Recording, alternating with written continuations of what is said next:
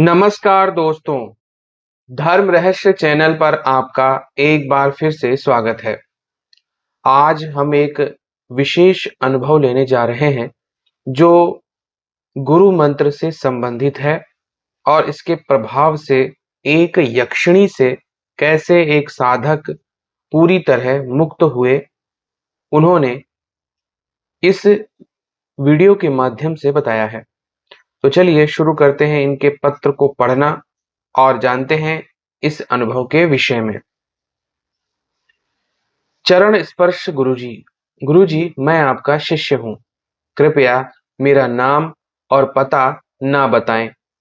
गुरुजी, मैं आपका चैनल लगभग 4 वर्षों से देख रहा हूँ। मैंने 9 महीने पहले आपसे गुरु दीक्षा ली थी। अब मेरा 9 लाख गुरु मंत्र का जाप भी पूरा हो चुका है। जब से मैंने आपसे गुरु मंत्र लिया है तो मेरा आध्यात्मिक जीवन ही बदल गया है। गुरुजी, मैं अपने गुरु मंत्र के जाप के कुछ अनुभव बताना चाहता हूँ, लेकिन इससे पहले मैं कुछ और बताना चाहता हूँ जिससे कि शायद कुछ लोगों के कुछ समझ में आए। गुरुजी, मैंने जब आपसे गुरु दीक्षा नहीं ली थी, सिर्फ आपका चैनल देखता था, तो मैं यही सोचता था कि लोगों को ऐसे अनुभव कैसे होते हैं और कलयुग में गुरु मंत्र का ऐसा चमत्कार और अनुभव कैसे हो सकता है कि किसी को गुरुजी स्वप्न में दिख रहे हैं, किसी को कहीं दिख रहे हैं। तो गुरुजी, मैं इन अनुभवों को झूठा मानता था। मुझे लगता था कि सब झूठी कहानी लिखते हैं, ऐसा कुछ नहीं होता। लेकिन गुरुजी, मैंने आपके चैनल के कुछ अनुभव को सुनकर यक्षिणी साधना करने का फैसला किया। उच्च यक्षिणी का नाम मैं यहाँ पर नहीं लेना चाहता हूँ। गुरुजी, मैंने कहा कि गुरु मंत्र का अनुष्ठान पूरा करने के बाद ही करो, लेकिन मैंने पहले ही इसे चालू कर दिया था किताब से पढ़कर। लेकिन 19 दिन में मुझे स्वप्न दोष हो गया, जिस वजह से मेरी साधना खंडित हो गई और मैंने साधना छोड़ दी। इसके बाद मेरे साथ बहुत बुरा हुआ। वह यक्षिणी प्रतिदिन रात को आती और मेरे साथ अर्ध निद्रा में संबंध बनाती।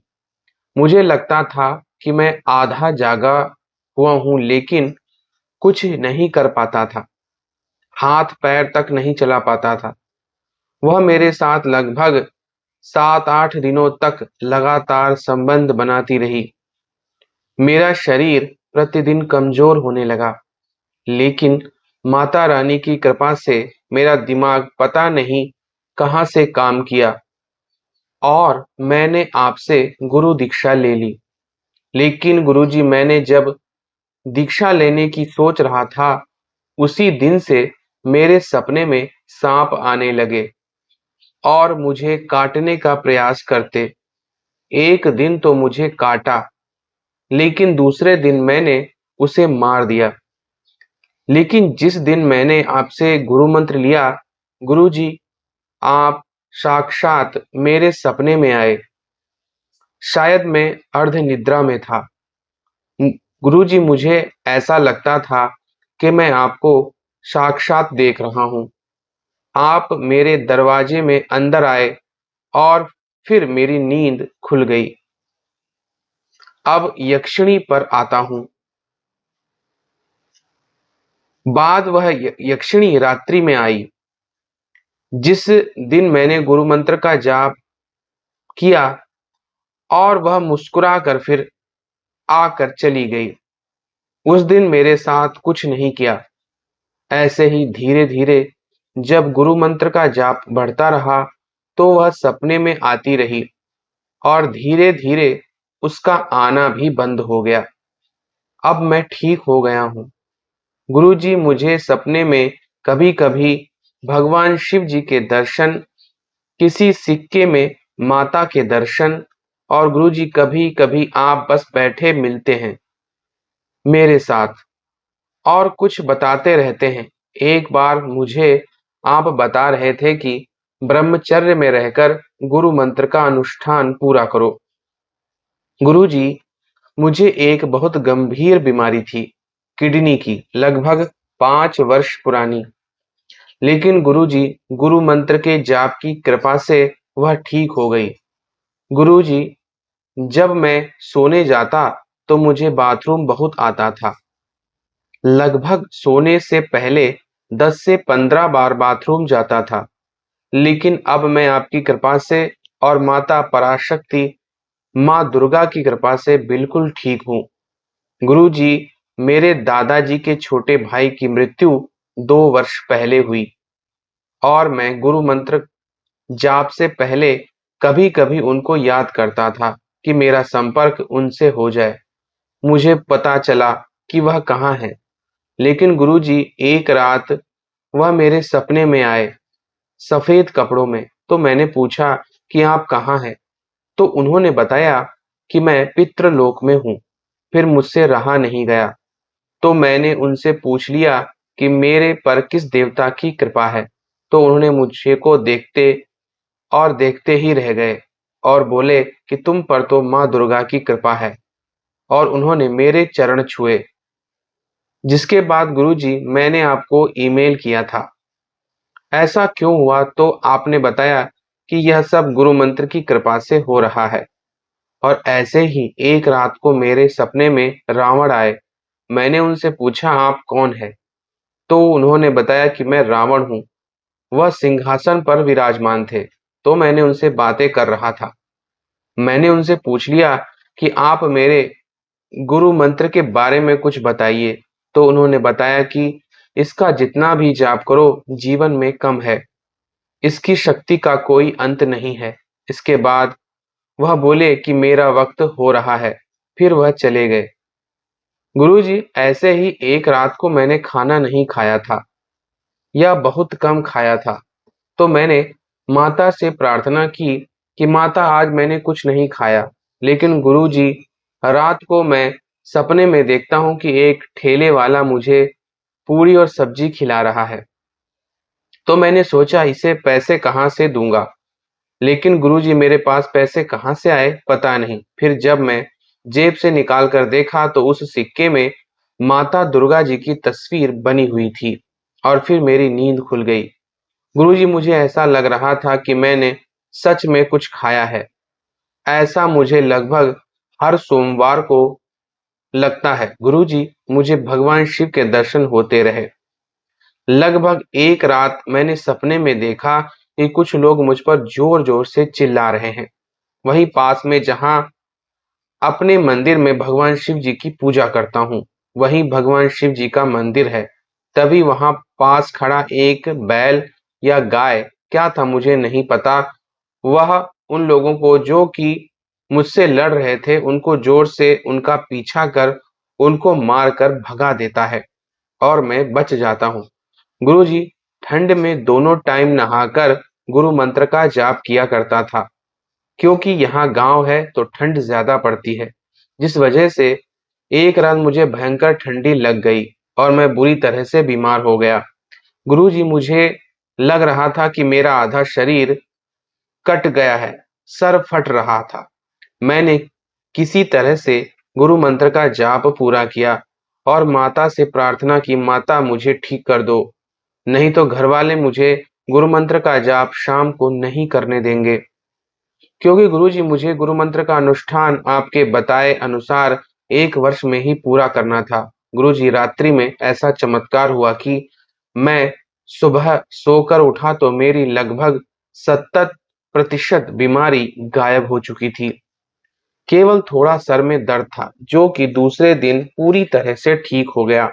लेकिन मैंने घर में बात नहीं बताई, ना ही दवाई ली। ऐसे ही गुरुजी, अभी लगभग 1 दिन पहले मुझे फिर से भयंकर बुखार हो गया था, लगभग 100 डिग्री से ऊपर, लेकिन आंखें जल रही थी, बहुत बुरा हाल था। उस रात मैंने केवल एक माला ही गुरु मंत्र का जाप किया। और माता से प्रार्थना की, माँ मेरी रक्षा करो। गुरुजी, मेरा बुखार पूरी तरह से सुबह उठते ही चला गया। केवल सर्दी है और भी बहुत सारे अनुभव हैं, लेकिन पत्र ज्यादा लंबा हो जाएगा। अगर मैंने गुरुजी आपसे दीक्षा ना लिया होता तो मेरा क्या होता? या तो मैं मानसिक विक्षिप्त हो गया होता या मर गया होता यक्षिणी के कुप्रभाव से। गुरुजी, अगर आज मैं ठीक हूँ तो गुरु मंत्र और आपकी कृपा, माता पराशक्ति, माता दुर्गा की कृपा से ही जीवित हूँ। गुरुजी, मैंने गुरु मंत्र का सात्विक संकल्प लिया है। कोई गलती होने पर खंडित ना हो, इसलिए मैं आपको ईमेल बहुत ज्यादा करता हूँ। इस बात के लिए मैं आपसे माफी चाहता हूँ। गुरुजी, आपका जब जब ईमेल आया है, गुरुजी बहुत सरल शब्दों में आपका ईमेल आता है। गुरु मिलना भाग्य होता है, लेकिन आप जैसा गुरु मिल जाना सौभाग्य होता है। भाग्यशाली हैं वह जिन्होंने आपसे गुरु दीक्षा ली है, क्योंकि आपकी कृपा से मैं जिनका गुरु मंत्र चाहता था वही मंत्र मुझे मिला। मेरे अनुभव भेजने का मतलब यह नहीं है कि मैं बहुत बड़ा साधक हूँ, मुझे बहुत अनुभव हुए हैं। मैं तो आप सबको, उन सबको जो इस तंत्र क्षेत्र को झूठा काल्पनिक मानते हैं, यह बताना चाहता हूँ कि गुरु जी को झूठा मानते हैं वह सब लोग भ्रम में जीवित हैं। मैं भी गुरु जी से गुरु दीक्षा लेने के पहले ऐसा ही सोचता था कि यह सब झूठी कहानी है। सच्चाई क्या है, गुरु दीक्षा लेने के बाद ही पता चला। लेकिन आप जैसा गुरु मिल पाना आज के समय में बहुत मुश्किल है।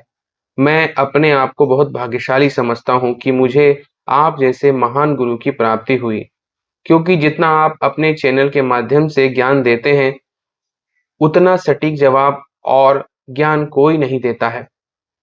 अगर कोई सिद्ध भी होगा तो वह सब अपना ज्ञान छुपाते हैं। कोई सिद्ध नहीं चाहता कि दुनिया में और कोई आगे बढ़े, उसके जैसा बने। लेकिन आपके पास जितना ज्ञान है वह गुप्त से गुप्त ज्ञान आप लोगों को देते हैं। अगर कोई साधक आपके बताए गए मार्ग पर चले तो वह अपने जीवन में सब कुछ प्राप्त करके बहुत आगे जा सकता है। दुनिया की दुर्लभ से दुर्लभ वस्तु को प्राप्त कर सकता है और सारे दुर्लभ रहस्यों को जान सकता है, क्योंकि आपने ऐसी साधनाएं दी हैं जो सब कुछ देने में सक्षम है। आपने दुर्लभ रहस्यों को दुनिया के सामने रखा है। गुरुजी, मेरा आपसे यह प्रश्न है कि गुरुजी, मुझे भगवान शिव जी के स्वप्न में दर्शन दिए, माता काली ने दर्शन दिए, लेकिन गुरुजी, मैं माता के जिस रूप से सबसे ज्यादा प्रेम करता हूँ, शेर की सवारी करने वाली माँ जगदम्बा दुर्गा से, उन्होंने कृपा तो बहुत की, लेकिन गुरुजी मुझे दर्शन नहीं दिए, स्वप्न में भी दर्शन नहीं दिए। कृपया बताइए ऐसा क्यों? पत्र ज्यादा लंबा हो गया हो तो क्षमा करिएगा गुरुजी। धर्म रहस्य परिवार के सभी साधक भाइयों और बहनों, माताओं को जय मां पराशक्ति। गुरुजी और गुरु माता को चरण स्पर्श प्रणाम। तो देखिए, यहाँ पर इन्होंने अपने अनुभव को बताया है और प्रशंसनीय है, क्योंकि सिर्फ गुरु से गुरु मंत्र मिलना महत्वपूर्ण नहीं है। गुरु मंत्र और गुरु के कहे अनुसार साधना और जीवन जीना भी बहुत महत्वपूर्ण होता है। तभी एक गुरु का जो लक्ष्य है वह शिष्य के माध्यम से वह प्राप्त करता है। मैं कभी ये नहीं चाहता कि कोई मुझसे कम विद्वान बने या मुझसे साधना में आगे ना निकले। मैं तो खुद ये चाहता हूँ कि हर व्यक्ति जो भी गुरु मंत्र दीक्षा लेता है मुझसे भी आगे और माता का महान भक्त बन सके। इसीलिए ज्ञान को मैं छिपाने पर विश्वास नहीं करता। सिर्फ तंत्र की कुछ बातें छिपाता हूँ, क्योंकि जिनका प्रयोग लोग गलत प्रयोगों में कर सकते हैं। उसके अतिरिक्त कोई रहस्य मैं नहीं छिपाता। आपके प्रश्न की माँ का जो दुर्गा स्वरूप है, उस स्वरूप के दर्शन नहीं हुए। अधिकतर हमें मूल स्वरूप के दर्शन सबसे बाद में होते हैं जीवन में, क्योंकि जो मूल स्वरूप होते हैं वही सबसे बड़ा रहस्य होते हैं और बाकी स्वरूप उनसे ही निकल कर आए हैं। इसीलिए बाकी स्वरूप तो दिखते रहते हैं, लेकिन मूल स्वरूप आपको सबसे बाद में दिखता है। ऐसा मैंने बहुत अनुभव में देखा है। कोई भगवान विष्णु की आराधना करता है तो उसे भगवान शिव और माता के कई स्वरूप दिख जाएंगे, लेकिन भगवान विष्णु नहीं दिखेंगे।